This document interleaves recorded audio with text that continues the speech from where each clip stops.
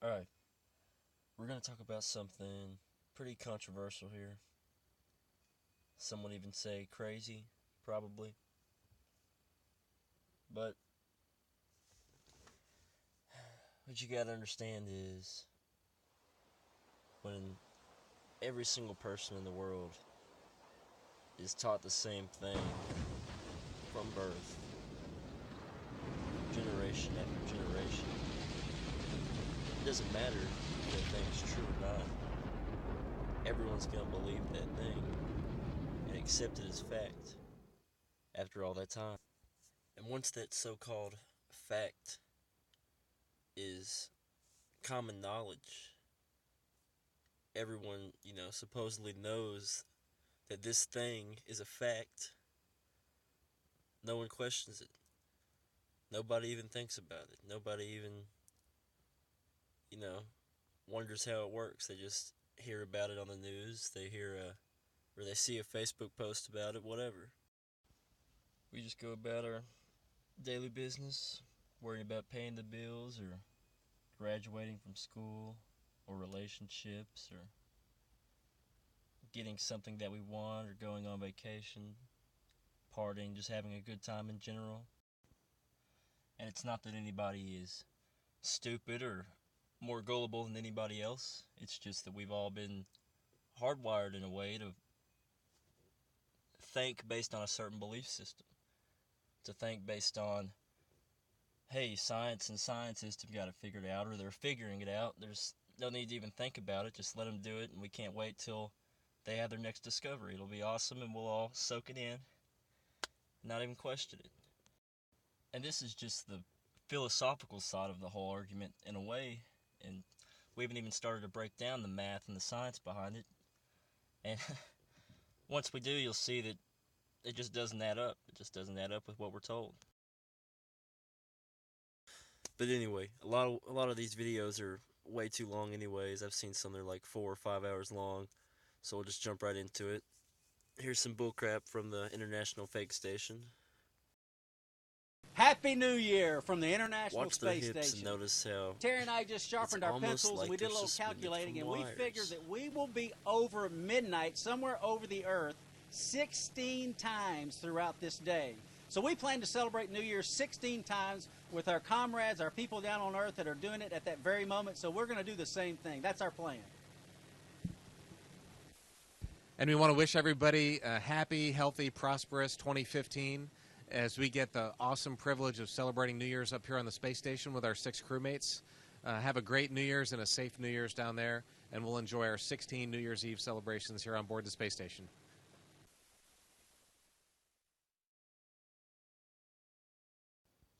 Okay, here's some. This is the 16 millimeter HD transfers from the moon landing, from the rover driving around. And I'm going to put a little waypoint up in just a second. There's a line you can see back there. I bet my right nut he's going to turn around before it gets to that line. Whoa, he's doing it. Because you can see it in a lot of old movies. That line is where the backdrop starts. That's the bottom of a picture. And you have to turn around because you can't drive up a wall with a dune buggy. You can drive on that fake moon sand all day long, but you can't drive up the backdrop. It's just not going to happen. So even if you don't question at all that the Earth is a globe and you believe that, do you really believe that we landed on the moon? Booster ignition and liftoff of Discovery, hoisting harmony to the heavens and opening new gateways for international science. Discovery has cleared the tower. Houston now controlling. Roll program. Roger, roll, Discovery. Discovery's roll maneuver is complete. Is now in a heads-down position on track for its flight to the International Space Station. So think about it. The shuttle detaches from the rocket. The rocket somehow falls back to Earth while the shuttle floats into space. It doesn't start boosting into space, it floats off into space. But the rocket falls back to Earth. Just does not fit gravity as they explain it to us at all.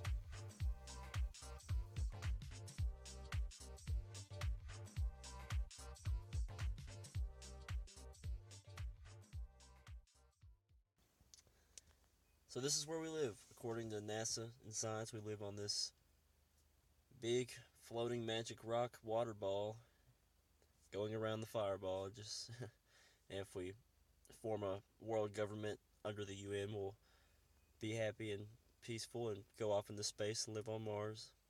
But we can't explain how the Earth connects with space or really even prove gravity, to be honest. And we can't explain certain plane routes. We can't explain how a space shuttle moves when there's no water or air to push off of with thrust. We can't explain why the rocket has to take off at an arch, or how the measurement for how far the sun is makes no sense. No sense at all whatsoever. And the fact that the moon can be visible at certain points on the globe at the same time just doesn't work with what they're telling us. I could show you a picture of me with Obama standing in front of the White House on the moon looking at Earth.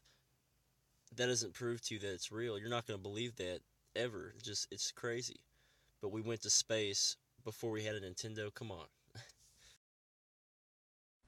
NASA urine recycler, test 1, sample 1. It's the first water we've got out of the machine.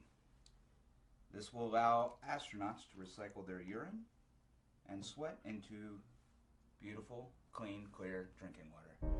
First sample, transparency, subpar.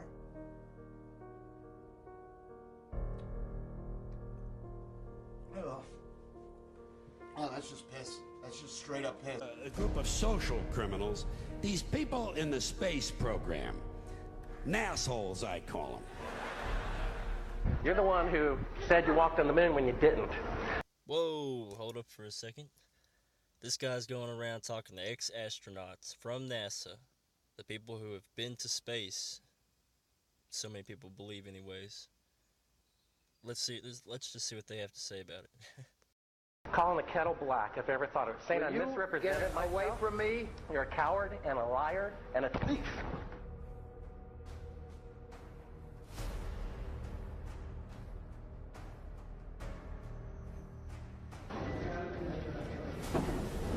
You want me to knock you in the head? Well, I want you to swear to God on the Bible that you walked on the moon. Okay.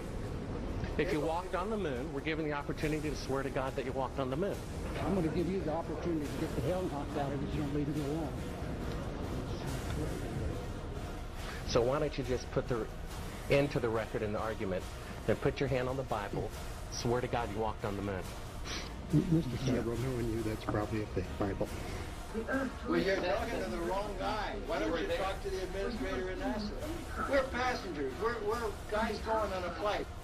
I don't hit people, but you're going to be on the deck unless you get... I'm heading out. I appreciate it. And get the hell out of the house. Well, I take your stuff and get the fuck out. Why don't you quote me and say it's bullshit? When the shadows interact with, I don't give a damn about all that shit. Shit. Of lunar orbit being falsified. Being falsified? Correct. We've got an unedited tape from a source at the Johnson Space Center. Totally nonsense. This guy just sticks his face in the camera. You think this is a person who has military training and has been to space? Mr. Seibel, you do not deserve answers. If you show this publicly, you're open for a lawsuit. Okay? So here we have Stephen Hawking taking a zero-G flight, which is not going to space. They're just taking a plane, flying it up, then flying it down, and basically you're free-falling inside the plane. And that simulates the experience of zero gravity. Now notice they're not sitting back and relaxing, just letting them float around. They're spinning them, letting them have a good time, putting them back down safely, and getting ready, because it's not going to last forever. These zero-G flights can only go for probably a minute at max. It was amazing.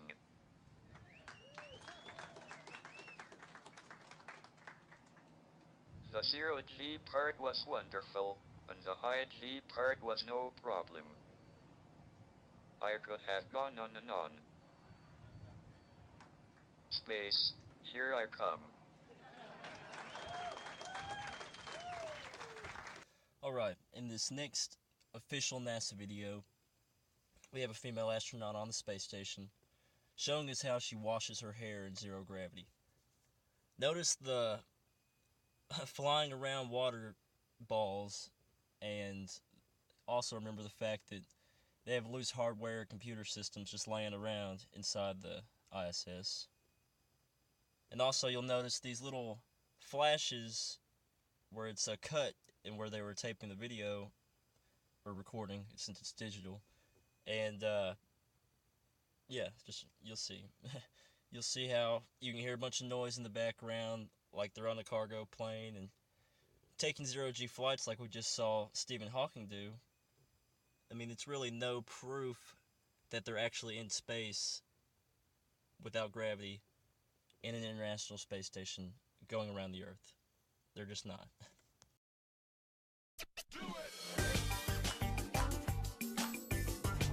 And that is how I wash my hair in space on the International Space Station.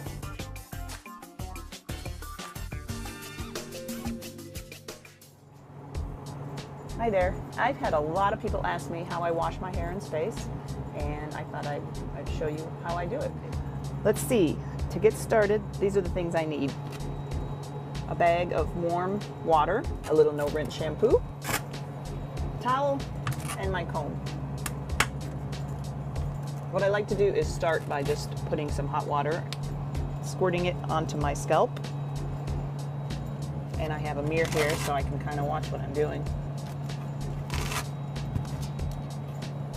Sometimes the water gets away from you, and you try and catch as much as you can. Then I just work the water up through to the ends of my hair. Then I take my no-rinse shampoo and squirt it also on the scalp, just a little bit, and rub it in. Again, kind of working it out to the ends. And sometimes I'll actually take my comb to help work it all the way to the ends. And I like to take my towel while I have the shampoo in there and just kind of work it. Because without standing under running water, you kind of need to use the towel a little bit to help get some of the dirt out. I like to follow that by a little more water. It's called no-rinse shampoo, but I think it's best if you use a little water with it.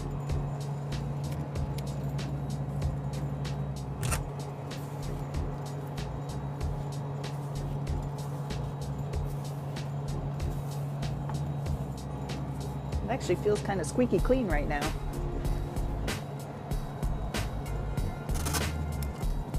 Now I'll take the dry part of my towel. We use towels for quite a while here, since we have limited supplies. We use them wisely. There, I think that's pretty good. And now as my hair dries, as the water evaporates from my hair, it will become humidity in the air, and then our air conditioning system will collect that into condensate, and it won't be long, and our water processing system will turn that into drinking water. At the end, I just do one final comb through to make sure there are no snarls and snags, and while it dries, I like to let it stay free. I don't put it back in a ponytail while it's drying. And that is how I wash my hair in space on the International Space Station.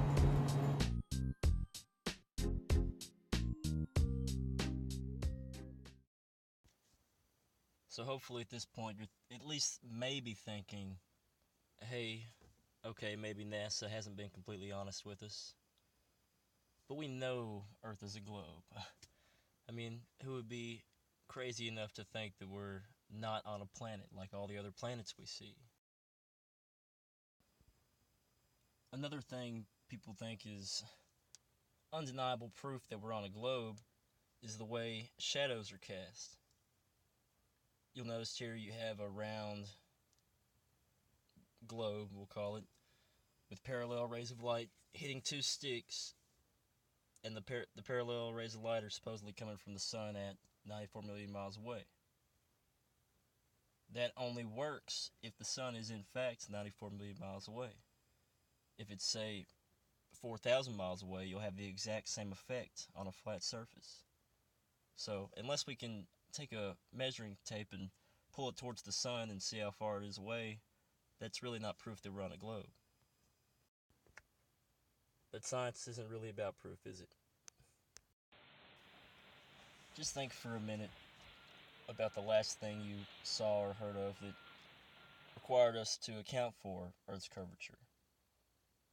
Anything that had to be built or any process that had to be done, such as travel, never accounts for the fact, in quotation marks, that we're on a ball.